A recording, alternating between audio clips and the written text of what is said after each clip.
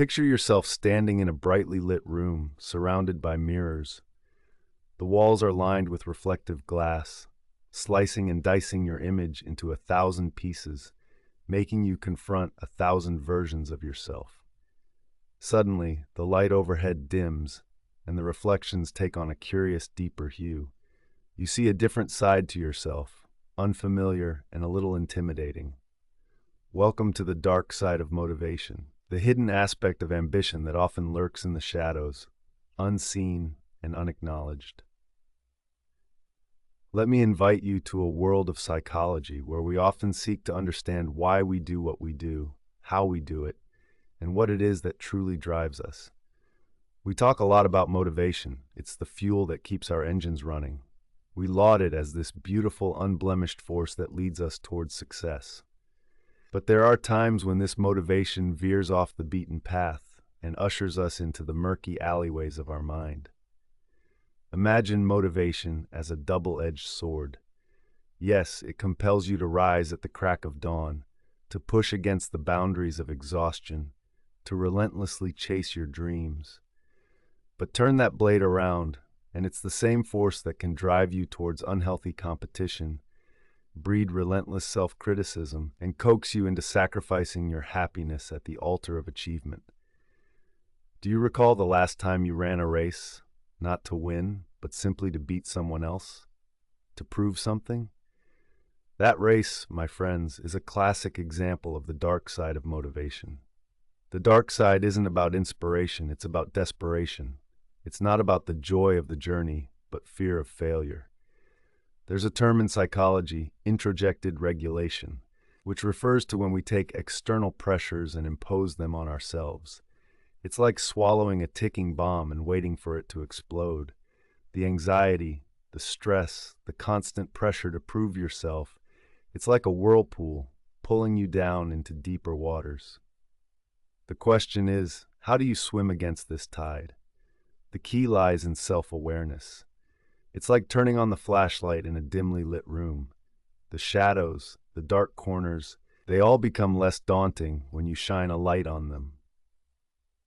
Self-awareness is the ability to look at your motives objectively, to trace the roots of your desires, to understand if you're driven by the need for personal growth or by the fear of being left behind.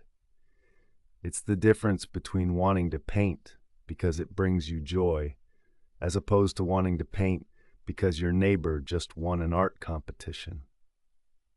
It's like having a conversation with your own mind, asking the why behind the what. Why do you want to succeed? Why do you want to be better? Is it because you love what you do, or because you can't stand the thought of someone else being better? The why questions open windows to your mind, airing out your motivations, letting the light in on the dark corners. And when you can see your motivations clearly, they lose their power over you. You become the driver, not the driven. Remember, it's natural to feel the pull of the dark side of motivation. It's part of being human. But it's also human to learn, adapt, and grow. The darkness within us doesn't have to be an enemy.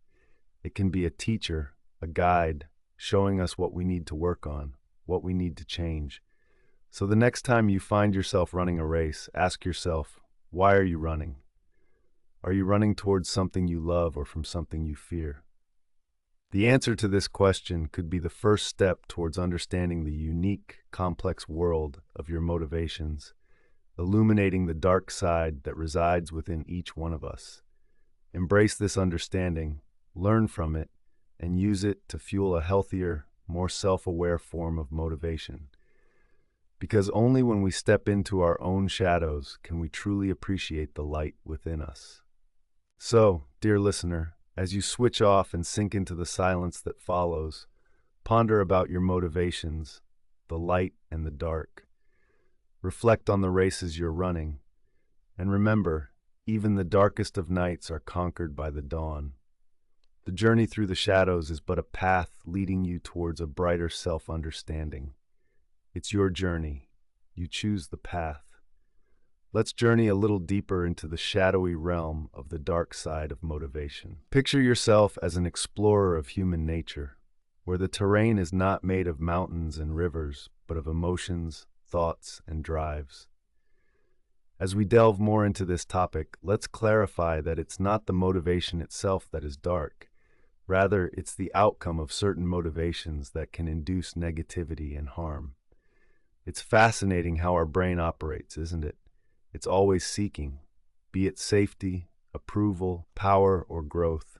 This incessant urge to strive for more has helped us evolve, innovate, and prosper. But on the flip side, the same driving force can lead us astray into the dark abyss of obsession, where the thirst for more breeds discontent and suffering. Consider the concept of perfectionism. At its core, perfectionism is fueled by the motivation to achieve the best, to leave no stone unturned in our quest for quality. This drive can lead to incredible outcomes, inspire us to scale new heights. Yet, when this quest for perfection morphs into an unforgiving demand, it casts a shadow over our inner peace and well-being. It pins us down with the weight of unrealistic expectations, and we find ourselves constantly wrestling with self-doubt and fear of failure. Or ponder over the motivation by power. Power can be a great incentivizer. It could lead us to strive for leadership roles, to make a positive impact on the world. But when this desire for power becomes all-consuming, when it's driven by the need to dominate others, it can corrode our moral compass, triggering a cascade of destructive behaviors and decisions. So you see, our brains are essentially neutral, a canvas upon which the light and dark hues of motivation paint the portrait of our actions. The goal here is not to shun or fear these dark motivations, but to understand them and to navigate their influence in a way that promotes balance, growth, and overall well-being. Let's delve deeper now into the psychology of motivation, the intrinsic and extrinsic factors, their interplay and influence on our behaviors.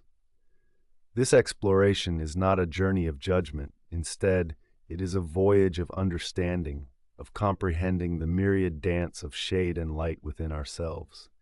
As we continue, remember, it's not about discarding the darkness, but integrating it, shaping it, harnessing it towards a more self-aware, compassionate, and balanced existence. As we weave deeper into the fabric of our understanding about the dark side of motivation, let's take a moment to consider the duality of motivation. It's easy to imagine motivation as a singular force, driving us forward, propelling us toward our goals, ambitions, and dreams. But like every coin, motivation too has two sides. The bright, shimmering aspect we often talk about, and then the darker, more elusive side that we'll delve into today. Imagine, if you will, a river. This river represents your motivation. When harnessed correctly, it's a powerful, beneficial force. It can turn the wheels of a mill, allowing us to grind wheat into flour, to bake bread, to feed the village. But the same river, when it overflows its banks, can wreak havoc. It can flood the mill, wash away the wheat, and leave the village starving. Often, when we talk about motivation, it's the waters within the banks that we focus on. But today, let's dare to navigate the turbulent, overflowing waters. What happens when motivation, however well-intentioned, spills beyond its natural boundaries? What happens when the drive to succeed transforms into an obsessive compulsion? First, let's explore perfectionism. On the surface, striving for the best seems virtuous. After all, who doesn't want to achieve their full potential? But when this quest becomes an obsession, we end up setting standards so high that they're virtually impossible to reach. The goalposts keep moving further and further away. We chase them relentlessly, feeling an increasing sense of dissatisfaction, of failure. This is the affliction of the perfectionist, where their motivation to do well mutates into a dark compulsion that leaves them perennially dissatisfied. Then there's the risk of burnout. When we're highly motivated, we can end up pushing ourselves too hard for too long. We ignore the signals our body sends us, the need for rest, relaxation, rejuvenation. We keep pushing, believing that we are being productive, but productivity and busyness are not synonymous. Working to the point of extreme exhaustion doesn't lead to success, but to burnout, mental, emotional, and physical fatigue that can take a long time to recover from. And let's not forget about the social implications. When our motivation becomes a raging river, it can overflow into our relationships, often in destructive ways. We may start to prioritize our goals over the people in our lives, damaging or even severing valuable connections. The river that was meant to feed the village can, in its destructive form, wash away the heart of the village, its people.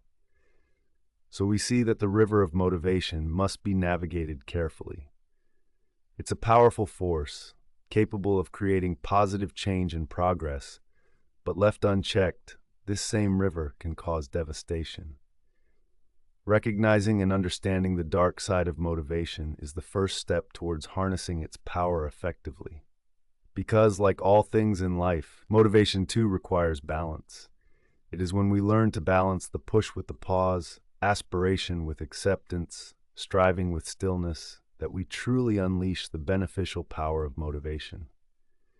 In our next episode, we'll explore strategies to maintain this balance, ensuring that your river of motivation remains a beneficial force rather than a destructive one.